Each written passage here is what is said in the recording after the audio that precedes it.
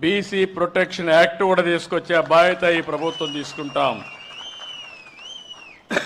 అలాంటిది నేను ముఖ్యమంత్రి అయిన తర్వాత సమైక్య ఆంధ్రప్రదేశ్లోని జస్టిస్ పున్నయ్య కమిషన్ వేసి ఈ యొక్క ఎస్సీ ఎస్టీలని అంటరాని వారిగా చూడకూడదని, అది నేరమని ఒక చట్టం తీసుకొచ్చామని చెప్పి కూడా నేను మీకు తెలియజేస్తున్నాను.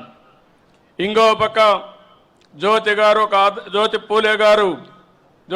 పూలే గారు ఒక ఆదర్శం. అంబేద్కర్ గారు ఆయన్ని ఆదర్శంగా తీసుకొని సామాజిక న్యాయం కోసం, సమానత్వం కోసం ఎనలేని కృషి చేశారు. ఇంకో పక్క ఆ రోజుట్లోనే మీరు చూస్తే బాల్య వివాహాలు, చిన్నపిల్లలకే పెళ్ళిళ్ళు చేసేవాళ్ళు. భర్త చనిపోతే భార్య కూడా సతీ సహగమనం చేసేవాళ్ళు. ఇలాంటివి చేస్తూ ఉంటే అలాంటి మూఢ నమ్మకాలపైన రాజీ లేని పోరాటం చేశాడు, ఉద్యమాలు చేశాడు.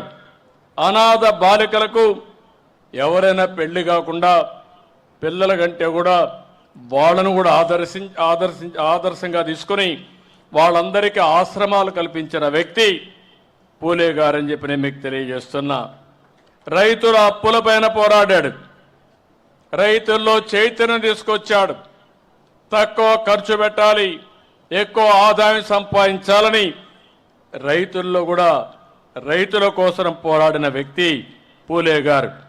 సమానత్వం, మానవతా విలువలు, విద్యా హక్కులు ఇలాంటి విషయాలలో ముందుకు పోయారు.